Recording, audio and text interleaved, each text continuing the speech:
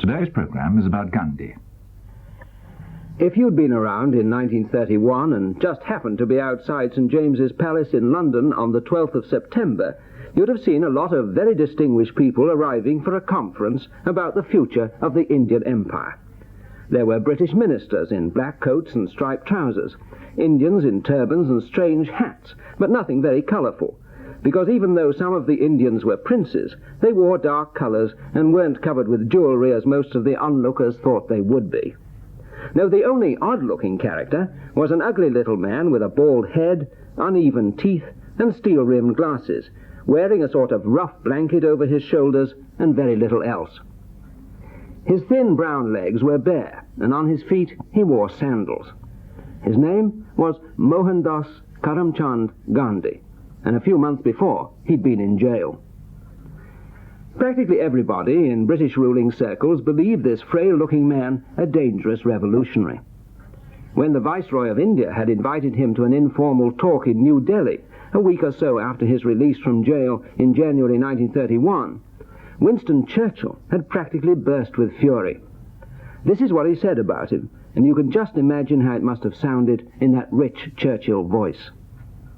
It is alarming and also nauseating to see Mr. Gandhi, a seditious Middle Temple lawyer, now posing as a fakir of a type well known in the East, striding half naked up the steps of the Viceregal Palace, while he is still organizing and conducting a defiant campaign of civil disobedience, to parley on equal terms with the representative of the King Emperor.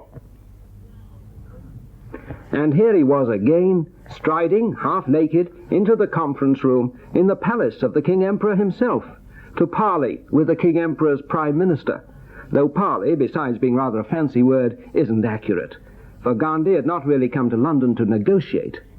Instead, he'd come, or so he said, to represent the ordinary people of India, not the princes or those who supported the British, but the 300-odd million peasants and workers whose future the conference was supposed to be discussing.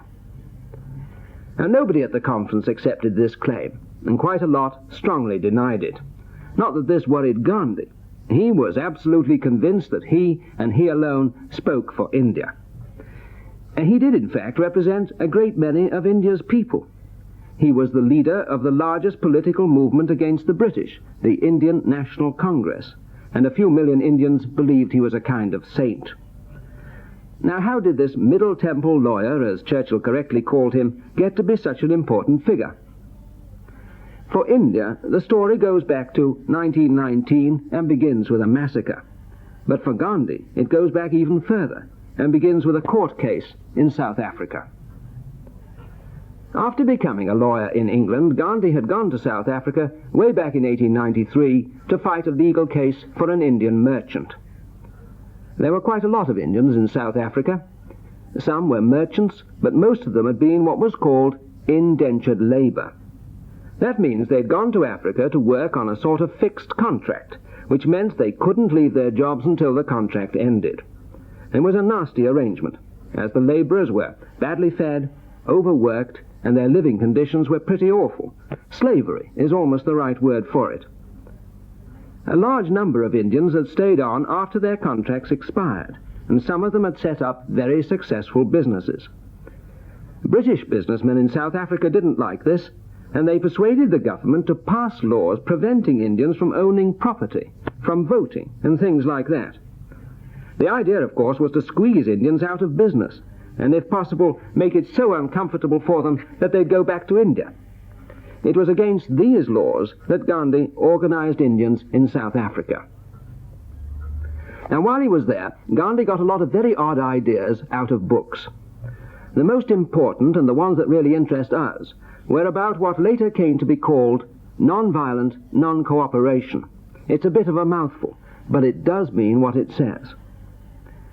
If the authorities, that's the government or its agents, order you to do something you think is wrong, don't cooperate. And if the authorities try to force you, don't resist. If the police clobber you with truncheons, don't hit back. If soldiers threaten you with guns, don't run away. If they arrest you, accept imprisonment. If a lot of people do that, Gandhi said, in the end, the authorities will give in. Indians in South Africa tried this technique in 1906, and they kept it up for 9 years. Many of them, including Gandhi, went to jail. Finally, Gandhi created so much trouble that the South African Prime Minister, General Smuts, had enough. Satisfied, Gandhi left for India. Smuts was very glad to see him go, and he wrote in a letter to a friend, "The saint has left our shores, I hope forever." So in 1915, Gandhi arrived in India with the reputation of having defeated the South African government. Perhaps he could do the same thing in India. At that time, he wasn't thinking about independence for India, only about better treatment, politically and economically, for Indians. Now, before Gandhi came along, the Indian nationalist movement had been run mainly by middle-class Indians, decent, honest men with an English education, speaking English most of the time, and with their heads full of English ideas about democracy and one man, one vote, and all that sort of thing.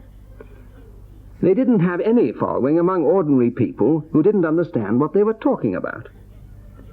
Now, there were a number of Indian politicians who had appealed directly to the masses, speaking their own languages and appealing to them as Indians, not as Democrats, but as a people oppressed by foreigners. Gandhi followed the same line. As the one thing most Indians had in common was the Hindu religion, Gandhi followed the earlier leaders in expressing his ideas in Hindu religious terms, and he did it very simply, so that even illiterate peasants could understand. Middle-class liberals didn't like this at all. They thought it was old-fashioned and out of date. But the time for fighting against the British with words was about over. A real popular struggle was starting, and Gandhi was to be its leader. The story of this begins, as I said, with a massacre. Now, this is the situation. It's only a few months after the end of the First World War. Thousands of soldiers are returning home with no jobs to go to. Many more who had jobs in arms factories and other war industries are now out of work. A terrible epidemic of flu has been sweeping across the country and has killed off at least 12 million people. Yes, incredible, isn't it? 12 million. And that's only a guess. It was probably more. There's fear and there's anger. And even the workers who still have jobs have come out on strike. Professional agitators are stirring up trouble. The government in New Delhi has given itself special powers to do anything it likes to suppress the rebellion it's convinced is about to break out. In fact, the government's dead scared. And it has some reason. In Ireland, 3 years ago, there'd been an unsuccessful rebellion. But in Russia, just to the north, there'd been one that succeeded. Revolution's in the air. Under the new powers, the government of India can arrest and jail people without trial. It can send them off to prison islands. The penalty for having a nationalist leaflet in your pocket is 2 years' imprisonment. What makes it worse is that the British government in London has just promised Indians more political freedom and more say in how India is ruled. And it doesn't add up, does it? One side says, here's more freedom, and the other locks you up in jail for having a leaflet in your pocket. Who do you believe? A British cabinet minister's statement in the House of Commons, or the police chief in your own town? Most Indians preferred to believe what was happening around them, and a lot of them decided that something had to be done about it. This is where Gandhi came in, and we come to the massacre. The trouble was sparked off by Gandhi's decision that the only way to unite a large number of people against the government security laws was to declare a protest strike. Everybody would stop work and shops would close. It actually worked. The trouble was that in the state India was in at the time, it only needed the slightest touch for a peaceful strike to become violent. Now, that touch turned out to be a rumor that Gandhi had been arrested. Rioting broke out in many cities. Mounted police charged crowds with lances. Buildings were set on fire. Trains sabotaged.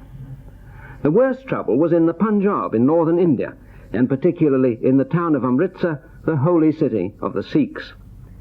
There, some Englishmen were murdered. Public meetings were forbidden. But on the 11th of April 1919, about 10,000 unarmed Indians gathered in a place called the Jallianwala Bagh in Amritsar. This was an open space about the size of Trafalgar Square, completely surrounded by walls and with only one proper exit. While a speaker was addressing the crowd, some Gurkha and British soldiers with armoured cars blocked the exit and without warning opened fire into the crowd. You can imagine the panic as people tried to escape. In the end, nearly 400 were killed and 1,500 wounded. The massacre at Amritsar really started off India's fight for freedom. And while all this was going on, the government in London was in fact about to keep its promise that Indians would have more say in the ruling of their country. Gandhi was fully prepared to accept the new reforms, until a commission of inquiry, which had been set up to look into the Amritsar Massacre, issued its report in the spring of 1920. The actions of the officer who ordered the firing, Brigadier General Dyer, were condemned, but very mildly. And back in England, Dyer got a lot of support from members of Parliament, and a public subscription raised £20,000 for him. For Gandhi, this was the end. The British could keep their political reforms, and the Indian National Congress would boycott the coming elections. Gandhi announced a campaign in which government employees would be asked to resign their jobs, so bringing the administration to a stop. If they did, he promised, India would be free in a matter of months. On the surface, it looked as if Gandhi had the mass of the people behind him. His plans for openly attacking the government were very attractive, and not only to Hindus. The main religious minority in India, the Muslims, were angry over Britain's treatment of the Sultan of Turkey, who'd been defeated in the war. The Sultan had not only been the ruler of Turkey, but also the Caliph of Islam, that is, the religious head, rather like the Pope, of all Muslims. By joining Gandhi in his campaign against the British government in India, Indian Muslims believed they could strike a blow for their faith. Unfortunately, the campaign really didn't get off the ground. Most government employees stayed at their jobs. Even the economic situation was against Gandhi because it suddenly improved, and with less hardship there was less discontent. As for Hindu-Muslim unity, that was shattered in 1921 when there was a Muslim rising in South India in which Hindus were deliberately murdered just because they were Hindus. Naturally, this produced a lot of bad feeling between the two communities. In the following year, a mob burned down a police station with the police still inside it. Horrified, Gandhi called off the campaign, which had really packed up of its own accord. Shortly afterwards, he was arrested and sentenced to 6 years' imprisonment. Nobody raised a finger in protest, not even a non-violent one. But the campaign had not really been a failure. The Congress had established itself as the most powerful nationalist organization in India. Gandhi's name was known throughout the country. In 1921, he gave up wearing European clothes of the sort you can see in the illustration at the top of page 10 of your pamphlet. Instead, he put on the homespun dress of a peasant, and he never wore anything else. In 1931, he even went to tea at Buckingham Palace with George V and Queen Mary, wearing his loincloth and shawl. When he was asked afterwards whether he thought he had had enough clothes on, he replied, "It was quite all right. The king had enough on for both of us." It was not only in his dress that Gandhi made himself like a peasant. He gave up his money and possessions so that he was poor, like them. Like most peasants, he was a vegetarian. He campaigned in favor of homespun cloth instead of machine-made. When he wanted to arouse ordinary people against the government, he was always able to hit upon something the peasant could understand. In 1930, for example, he attacked the salt tax, the one tax every peasant resented, because no one, especially in a hot country, can do without salt. Gandhi suggested that Indians should make their own, and he went off himself and made it by the seashore. It turned out to be uneatable, but it was something people enjoyed doing. Even Indians who disagreed with Gandhi realized that without him, Congress would have no mass support. so they accepted prayer meetings and even hand-spinning as a qualification for joining Congress. Unfortunately, Gandhi's hold on the Hindu masses started to antagonize Muslims. They began to fear Hindu domination. Now, Hindus are a pretty exclusive lot. No one can become a Hindu by choice.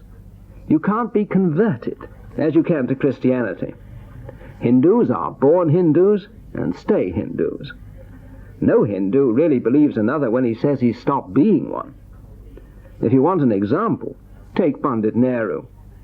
He was born a Hindu, but he hated religion, and hundreds of times said he wasn't one. In his will, he wrote that he wanted no religious services of any kind said over his body. But when he died, only 4 years ago, so strong was the Hindu belief that he couldn't really have meant what he said, that his body was burned on a funeral pyre with full Hindu ceremonial. Hindu priests chanted prayers for hours around it, and his ashes were thrown into the sacred river Ganges. Because Hindus have this feeling of being better than everyone else, or at least different, Muslims began to think that when independence came, they'd find themselves second-class citizens. Democracy means the rule of the majority, and the majority in India were Hindus. That's why, when Gandhi arrived in London in 1931 to attend the conference, Muslims wouldn't accept his claim to represent all Indians. Gandhi himself, though, was not a typical Hindu. He really did think all Indians were brothers. The trouble was, the more devotion he got from the Hindu masses, the less Muslims believed him. After 1931, the gap between the two communities widened, until in 1947 they split into the two new nations of India and Pakistan. India would probably have become free, even if Gandhi had never existed, and it might well have stayed undivided. In fact, apart from a few people who still follow his creed, Gandhi has had very little influence upon the India of today. Just how much he contributed to India's freedom will be argued over for years to come, but he did give to the nationalist movement something that's pretty rare, a sense of goodness. Though he was responsible, more than anyone, for dividing Muslims and Hindus, even when threatened with personal violence, he never ceased pleading for unity. Listen to this recording of his voice, weak from hunger, made in 1948, when he broke a fast he'd been carrying on in the hope of persuading Hindus and Muslims to stop killing each other. हमने पाई है वही आज़ादी हम खो देंगे। आज इतने लोगों ने मुझको आशीर्वाद दिए हैं, इतने लोगों ने मुझको सुनाया है, अहद किया है कि हम. Once again, he reminded his listeners that Hindus and Muslims are brothers. A few days later, Gandhi was shot by a Hindu fanatic just because he really believed they were. And that ends today's programme in the Contemporary History series.